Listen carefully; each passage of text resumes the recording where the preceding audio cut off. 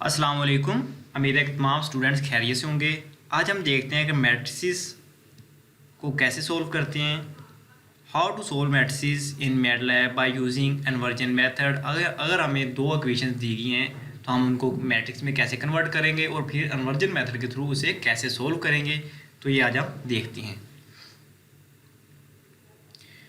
अगर by hand करें तो हम लिखते हैं एक कोफिशिएंट मैट्रिक्स बनाते हैं, उसके बाद एक वेरिएबल का मैट्रिक्स बनाते हैं और उसके बाद एक कॉलम वेक्टर बनाते हैं। तो ये जैसे कि मैंने इधर नीचे लिखे हुए हैं, कोफिशिएंट मैट्रिक्स, फिर वेरिएबल का मैट्रिक्स और उसके बाद कॉलम वेक्टर। और फिर हम इस्तेमाल करते हैं formula x is equal to A inverse b। तो इसी चीज़ को हम मैटलैब में सोल्व करते हैं। अब matrix a is equal to, यानी capital A is equal to, आप मैट्रिक्स A की वैल्यू लिख लो। वो हमारे पास है 2 -2, 2 स्पेस फिर -2। इसे मैट्रिक्स में ऐसे लिखेंगे मैटलैब में। तो 2 -2 पहली रो होगी, उसके बाद हम लिखेंगे दूसरी रो, वो है 3 यानी 3 स्पेस 2।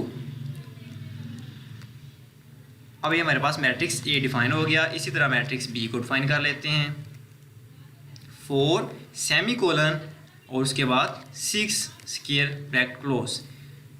4 का मतलब है ये पहली रो और सेमीकोलन का मतलब अब पहली रो ख़त्म होगी, आप दूसरे रो में चले जाइए। फिर 6, इसका मतलब है 6 दूसरी रो में है। तो अब हमारे पास मैट्रिक्स A और B डिफाइन हो गए। अब हम capital X is equal to INV, ये कमांड इस्तेमाल होती है A इनवर्स को फाइंड आउट करने के लिए। अब आप A इनवर्स को फाइंड आउट कर लीजिए, फिर उसको मल्टीप्लाई कर दीजिए B के साथ। तो अब हम इसे रन करते हैं तो ये हमारे पास वैल्यू आ गई। पहली वैल्यू X की और दूसरी Y की, ये हमारे पास X और Y की वैल्यू आ गई। इसी तरह अगर हमें 3 इक्वेशंस दी गई हैं तो उन्हें हम मैटलैब में कैसे सोल्व करेंगे। इसी चीज़ को आप थोड़ी सी मॉडिफिकेशन के साथ उन इक्वेशन को आप सोल्व कर सकते हो। मॉडिफिकेशन आप ये करनी है कि ये देखो हमें 3 इक्वेशंस दी गई हैं, 2x - 2y - z is equal to 2। तो हम उसी मैट्रिक्स में थोड़ी सी मॉडिफिकेशन करते हैं, 2 - 2 और फिर -1 आएगा, इधर -1 आ जाएगा, यानी हम मैट्रिक्स का अब कोफिशिएंट मैट्रिक्स लिख रहे हैं।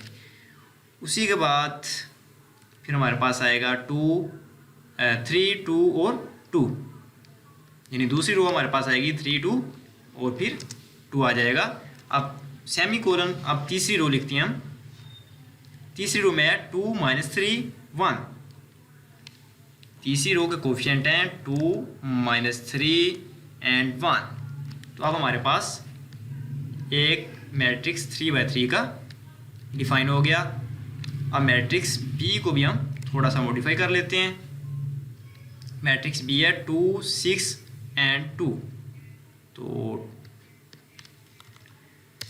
2 6 एंड 2 आप रन करते हैं।